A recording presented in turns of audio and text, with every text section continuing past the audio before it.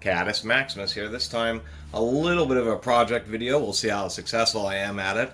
I have a Paradigm PDR-8 version 4. For those people who are less knowledgeable about audio equipment, Paradigm is a brand where you're starting to get into actual nice speakers. This PDR-8 V4 would actually have been right at the bottom. I believe it was the lowest end subwoofer that this company made, and it still had an MSRP of around $300. They don't make this particular model anymore, but they do still have similar 8-inch subwoofers, and they're still $300, $350. Just to give you just an idea that when you start getting nice audio equipment, the prices do go up just like tools. Just pull off the grill. You know, in many things you get a better grill cloth. You actually get MDF frames for the grills instead of plastic or other materials. This being the lowest end, Paradigm does make some very high-end subwoofers. They have a signature Sub 2. It retails for over $10,000 and will produce 112 dB of output at 3 feet away at 10 hertz.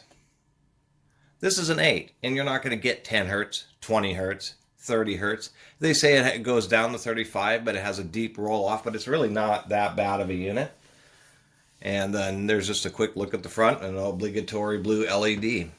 Anyway, enough information. I'm going to pull out the plate amp because there is just a bit of a vibration here. I did buy this used, and about half volume. I can hear something rattling around.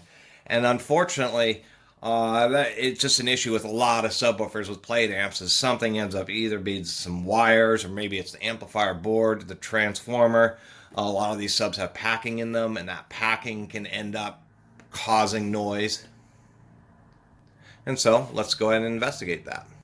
This is a Canadian company. I can already see some packing has fallen in front of the port, and that's notorious because now the airflow is now racking against the packing.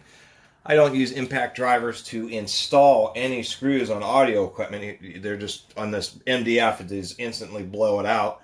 But to remove them, it's definitely a lot easier and certainly makes things quite a bit faster. And every once in a while, these screws, one of them will get stuck to the pane or something and be kind of tough. And using an impact driver in this situation is surprisingly much wiser, because then it can just hit once if it has a stuck screw, and there's absolutely no worries about any kind of stripping. Let's get the rest of these out of here. A quick little secret: when you're working on more expensive audio equipment and trying to pull out these amps, you don't want to use screwdrivers and all sorts of stuff because you're just going to ding up this edge, and so it's pretty difficult. Many times the foam sealing really gets stuck, kind of like an adhesive, and you can't just pull up on the heat sink to get it out. What I found, surprisingly enough, is you use a nice wood chisel. One, because they actually have a very sharp edge. It's also very hard and strong, and it provides a great deal of surface area, so you can get it just right in that little crack. There'll be some area along the lip where it's just a little bit higher, and that's where you'll start. And you just do just a tiny, you pull up on the heatsink, and just carefully in that edge, just use it to provide a little assistance, and you'll just start hearing it peel up until you just are able to get under the edge, and voila, the amp starts to lift out. And if you're real careful, because of that super fine edge, you know, you could use a razor blade or some type of a real wide flat knife to do the same thing. All the razor blades are a little bit thin, and there's absolutely no visible markings of prying on that. They notoriously include very short wires when they're inside these. I've already unplugged these. Oh, but we cannot get the illumination or the status wires. They are still plugged in. How annoying is that? And there's not really a way to disconnect them. Interesting. Have to do the handhold thing there. We can see where the status wire, they glued it to one of the port tubes, and it had come unglued. Now there's just a bunch of hot snot needlessly on that port tube. So I'm going to go ahead and clean that up, and we can get a better view that way. And maybe just wrap some more padding around that wire, and that may be what the issue was. This and the wire had fallen when it was inserted just right under the edge of the port. if I can get a view here, just like that, and was causing some issues. When you take apart, home theater and the box subs, there's a lot of things that they're missing that are actually present in this. Even though it's a cheaper Paradigm sub, we can see that it has a center vented driver, pretty decent. It uses 8 screws, but you can see 4 of the screws actually have metal inserts just to make sure that it can be held down tight to the cabinet. Also on the port tubes, we can see that it's all glued with MDF blocking, which is important to prevent the tubes themselves from vibrating. That's something that actually is not very common in subwoofers, even some that cost a few $100s. And it's nice to see that Paradigm, is holding up with their name. We can see all the MDF, a proper box, full padding all the way around, and of course, elliptical size to help reduce standing waves. I was going to show you the amp, but this is also common, is that when they pull the wires through the back of the amp, they pull them essentially tight, and then they hot glue them. So in order to get these back covers off, you have to cut out and fingernail off all the hot glue so that you have slack so you can even remove the back cover. Real cheap subwoofers don't have these, and the idea of the box is just to prevent vibrations, like I was saying earlier, from the amplifier board from being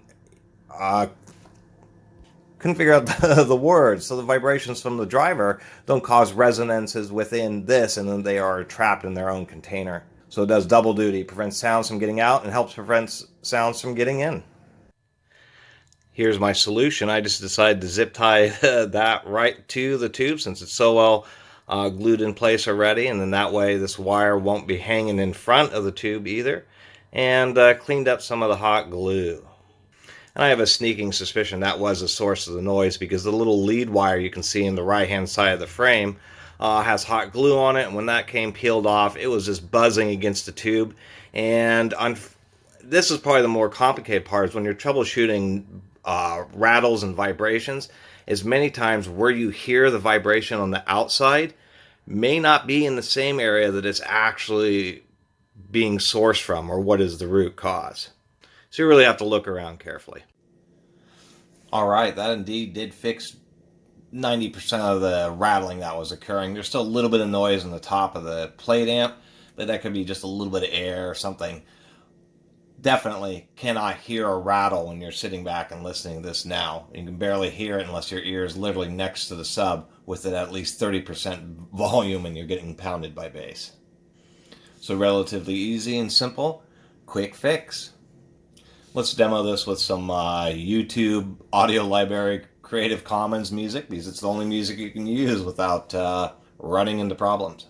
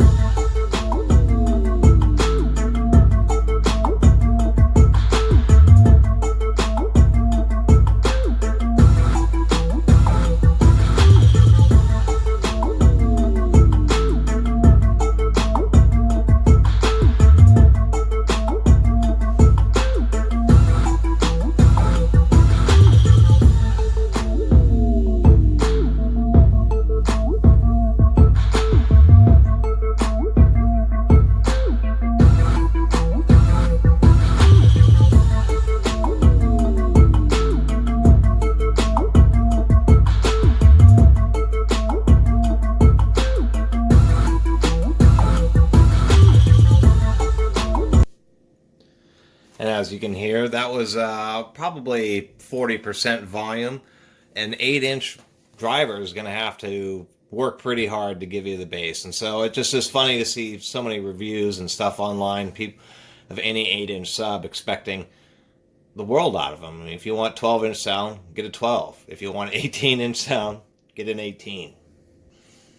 If you want super deep bass out of 8s, you're going to have multiples of them. Anyway, this thing is pretty nice for an 8. It really is. The bass is pretty good if you get it just in the right spot. I mean, I'm using this to a Yamaha THX receiver, so it's been parametrically mic'd.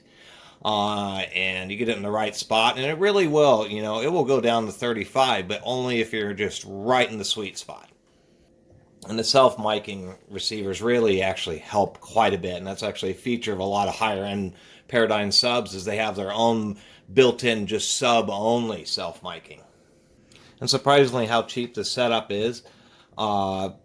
Speaking of the satellites, which are way too small, these are JBL SAT 135s and this little Paradigm PDR-8 V4. What is crazy to think about is that the top-end Paradigm sub is, this Signature 2 is 10 grand or more. And top-end JBL, they actually make a Everest series of home audiophile speakers, and retail those things are $40,000 or $50,000. So it's just kind of weird the scaling the audio equipment has. Tools have a lot of scaling, from the cheapest Chinese ones to the Snap-ons, and even esoteric brands. Like if you get into bolt cutters, you might find that Kren is arguably one of the world's best bolt cutters. But when it comes to audio equipment, man, it scales like artwork. It's really surprising. Imagine a $2,000 3/8 inch flex head ratchet. You would expect a whole lot. And that's the kind of scaling audio equipment goes to. So just wanted to make that point. Anyway, I really appreciate everybody watching and subscribing. And if you haven't subscribed, please do. Until next time, Catus Maximus out.